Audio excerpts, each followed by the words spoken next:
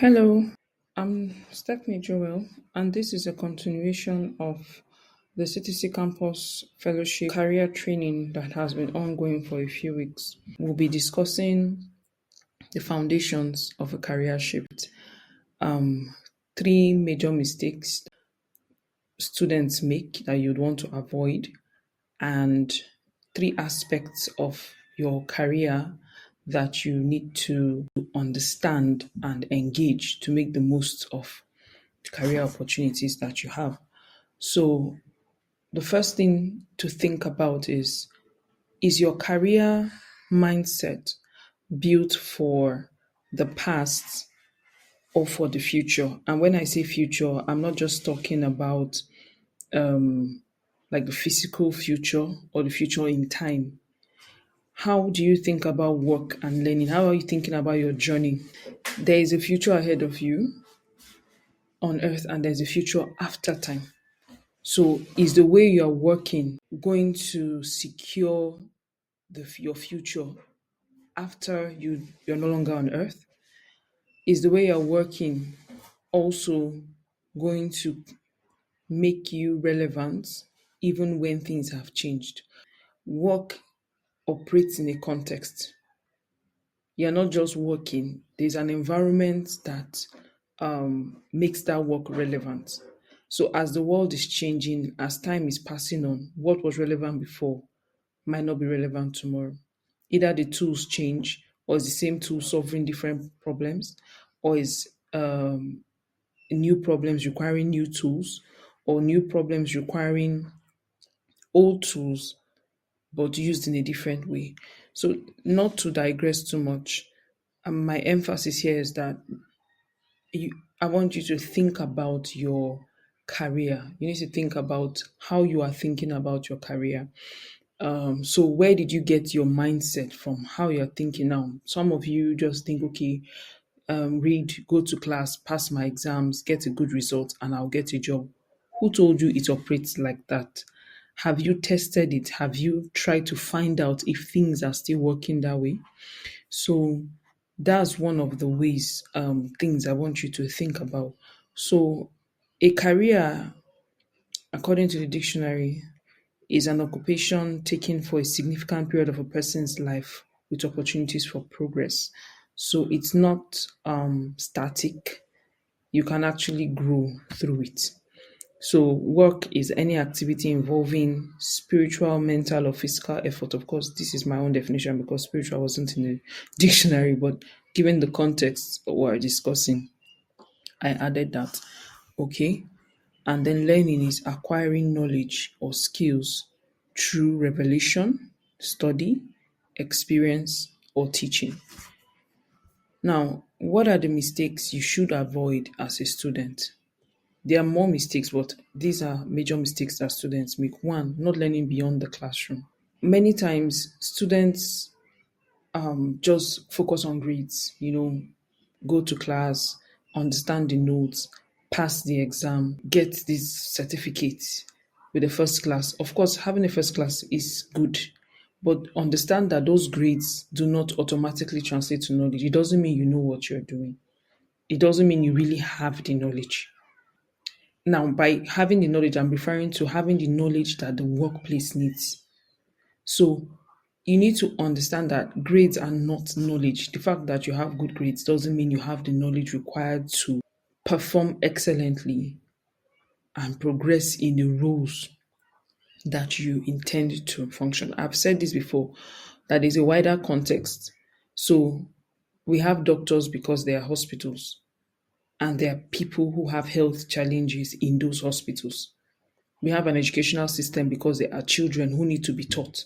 So everything you see in class is a reflection of the larger society, is an attempt to raise people who can fit into the needs in society, an attempt to bring who can solve certain problems in society. So it would be a mistake to think that what they're giving you in class is enough. It's not enough.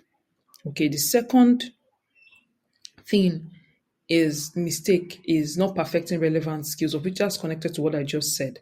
You need to find out what skills are relevant and um, begin to build on those skills. I had already shared how to find job opportunities, and this is one of the ways you can find the skills. So I will share a video. Just click on the link above to watch my video on how to analyze job postings, because one of the places that you can find the relevant skills of your industry is in job descriptions, in job postings. You would see a detailed breakdown of the skills they expect people applying for certain roles to have.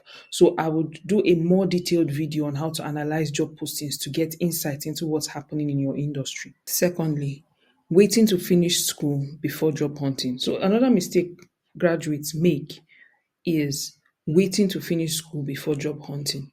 You don't want to wait until school is over before you start. I've seen several internship opportunities that were limited to students. And I'm just thinking like there's so much opportunity that comes with your status as a student. But many students aren't thinking about work yet because it's almost like okay, you're just going through the motion, primary school, secondary school, university. Yes, work is next, but what can you begin to do right now that you're in school to prepare for work? So, one, get the knowledge of your industry and the market. Know who will pay you for these skills you're acquiring. Know if the skills you're acquiring are relevant. Know if the people who pay people in your industry care about the skills you're acquiring. Know if the skills you're acquiring can actually solve the problems in your industry. Find out, ask questions. That's why I always emphasize it. Check job descriptions, look for professionals to talk to, join communities. Sometimes your lecturers don't even know. Some of them are just in this business of teaching that course, they don't practice it.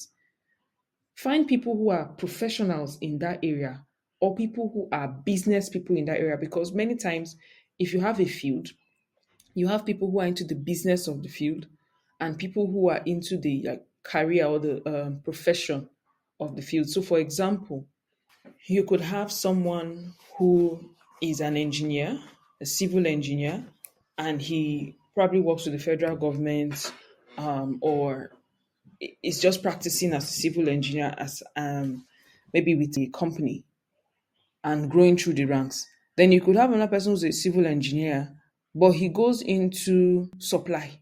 So I don't know how that aspect works, but I'm just giving you an example. So what I'm saying is find people in the industry to talk to. Look for people in the industry to talk to, and I'll show you how to do that in the LinkedIn networking video I would create.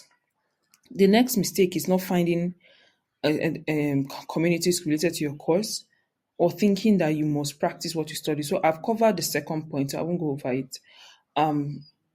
Thinking you must practice what you studied is one thing that limits a lot of students. So when you could see someone who applied for medicine and then the person is studying physiology, and they keep telling you that oh, with physiology all you can do is become a lecturer. There's the second thing sometimes they say that that's where you can work or you won't get job. And the question is that who told you that you must practice what you study? Because what you study is simply giving you a foundation to build upon. Like the power of what you study is not in that certificate, it's in the knowledge first. And knowledge is in the person. Knowledge is dynamic, it's living, it's like it's organic. It can become whatever you make it. You just need to know what to add, subtract, and where it's relevant. So, for example, somebody is studying physiology, that course gives you access to understanding parts of the body and how they work at minimum. A physiologist studies parts of the body. The person studies how the organs function at the cellular level, at an organ and system level, at a whole body level, how everything ties in to maintain life.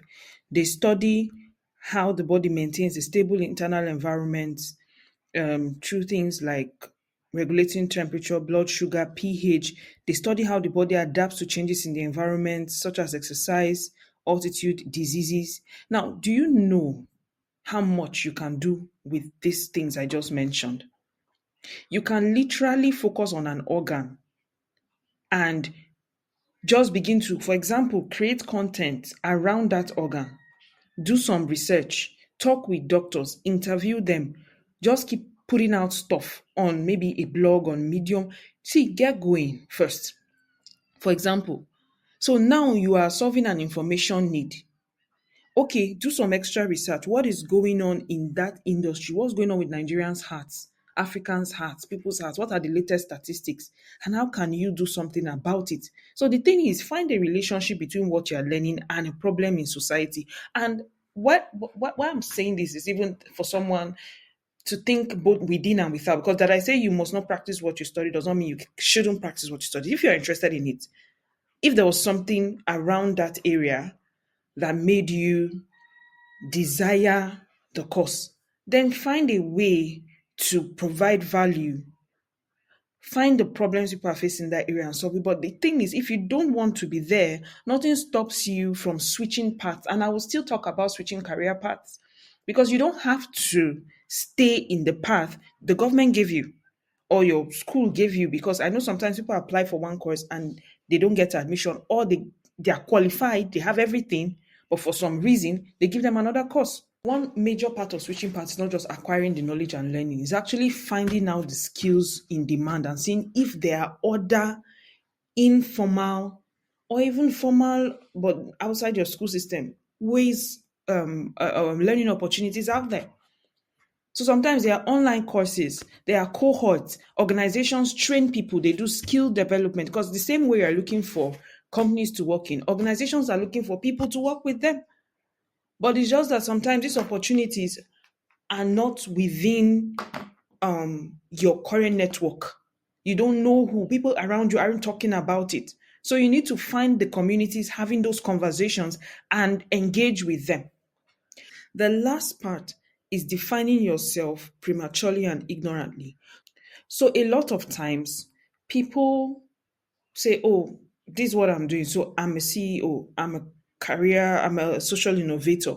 See, you can call yourself this if you want. I'm not stopping you, I'm not discouraging you, but I'm just saying don't define yourself and say, oh, this is what I am. I cannot be anything else. Don't do that. Don't say, okay, because you want to be your own boss. If you see a 9 to 5 opportunity that will help you develop in the area you need to develop, you say, no, I am a CEO, I am a boss, I cannot work under someone. That's not wisdom. So be led by the Spirit. Sometimes the Holy Ghost can take you through experiences that don't look like they are relevant to where you're going, but it is all you need to get to where you want to go. Spend time on what helps you serve. And by this, I mean whatever builds you, whatever enables you to solve problems and to provide value, spend time on it. Invest yourself in it. Okay, follow God's leading. And the truth is, sometimes when God leads you, I've made these mistakes before. Like, there are things God asked me to do. And I felt like, okay, I feel this one has more prospect. And you don't even realize, sometimes you have those conversations in your head without realizing that that's how you are thinking. And you just notice that you're inclined to follow this other thing that you think will give you money. But not understanding that times and seasons are in his hands. And if he's telling you to stay here, if he's orchestrating a situation that makes you stay somewhere and learn something, he has the picture, the full picture of your life and knows the relevance of those things. So I would stop here on talking about the three mistakes to avoid. God does not invest in people to waste it. He has a purpose for anything he does in your life. So beyond seeing it as you planning, you trying to get your way in your career, remember that God formed you and you didn't make yourself. And he has a plan for you. Jesus said, I must do the will of my Father and finish his work. So the work is not Jesus' initiative, as it were. It's God's initiative. What you were designed to do is not your initiative. God has already factored in the purpose of your life into your experiences. If you look to him, you will see the meaning of a lot of the things that you are going through. So I'll see you in the next video where we begin to cover the three dimensions of career and learning.